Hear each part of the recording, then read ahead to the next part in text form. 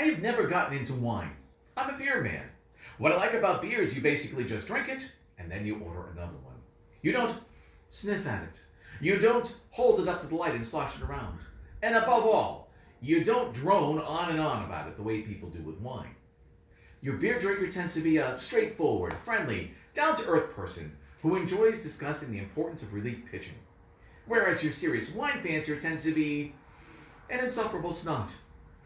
Now, I realize I am generalizing here, but as is often the case when I generalize, I don't care.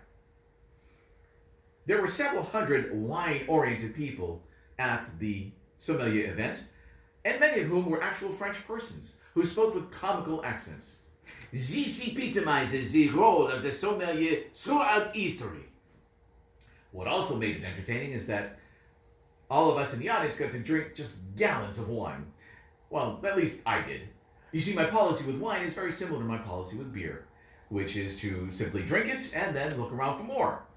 The people at my table, on the other hand, lean more towards the slosh and sniff approach, where you don't so much drink the wine as you frown and then make a thoughtful remark about it, much as you would a job applicant. I find it ambitious, but somewhat strident. Or, it's lucid, yes, but almost Episcopalian in its predictability. I happen to be sitting next to a French person named Mary, and I asked her if people in France carry on this way about wine. No, they just drink it. They're more used to it. There were a dozen sommeliers at the wine competition. They all got there by competing in regional competitions, and earlier in the day, they had taken a written exam with questions like, which of the following appellations belongs to the Savoy region? A. Crêpe. B. Seyssel. C. Arbois. D. Ripple. Yeah, I'm just kidding about the ripple, of course. The Savoy region wouldn't use ripple as an insecticide. The first event of the evening competition was a blind tasting, where the sommeliers had to identify a mystery wine. We in the audience got to try it too. It was a wine that I would describe as yellow in color, and everyone at my table agreed it was just awful. Much too woody, said one. Heavily oxidized, said another. Bat urine, I offered. Several people at my table thought that was rather harsh, but I was the only one who finished his glass. Next, we got a non-mystery wine, red in color, with a French name, and I thought it was swell, so I gulped it right down.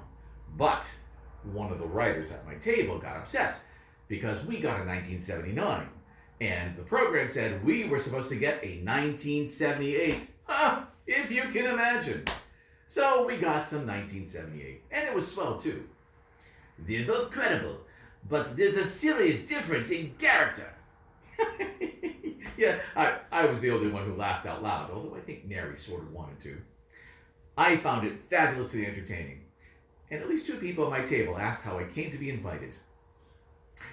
The grand event of the evening was the Harmony of Wine and Food event, where the sommeliers were given a menu where the nature of the food was disguised via French words, crochet sur le pont en voiture, and they had to select a wine for each of the 5 courses. This is where a sommelier has to be really good, because if he's going to convince an actual paying customer into spending as much on wine for one meal as it would cost to buy a half dozen state legislators for an entire year, he's got to say something more than, yeah, a lot of people like this here Chardonnay. Well, the Harmony event was beginning to drag along when suddenly a major problem developed with, dun dun dun, the salad. The salad was lamb's lettuce with, and you are going to be shocked when I tell you this, walnut vinaigrette. Huh. Everyone in the room thought that this was a major screw-up or gaffe on the part of the event organizers, because of course, vinaigrette is just going to fight with any wine you try to pair it with. I strongly disagree with the salad dressing, is how one writer at my table put it, and I could tell she meant it. So, the contestants were all battling the vinaigrette problem, and you could feel this current of unrest throughout the room. Things finally came to a head, or tete, when contestant Mark Hightower came right out and said that if the rules hadn't prevented him, he wouldn't have recommended any wine at all. Ideally, I would have recommended an Evian mineral water. Well, the room just erupted in spontaneous applause. Kind of like what you hear at a Republican Party dinner when someone mentions the poor. So, anyway, the winning competitor was Josh Wesson, who happens to work at a restaurant named Humorist in New York. See, I knew Wesson was going to win because he began his Harmony of Wine and Food presentation by saying, "Whenever I see oysters, I'm reminded of a quote.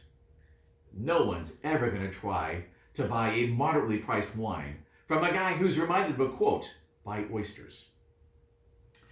As it happens, Wesson is really an okay guy who just happens to have a God-given ability to lay it on with a trowel and to get along with the French. I spoke with him afterwards. He didn't seem to take himself very seriously at all.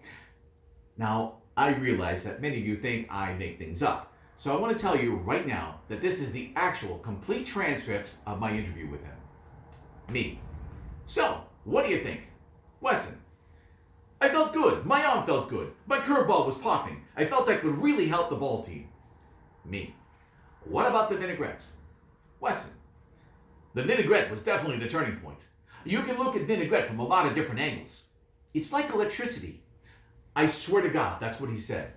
And furthermore, at the time, it actually made sense. Cheers. Garcon.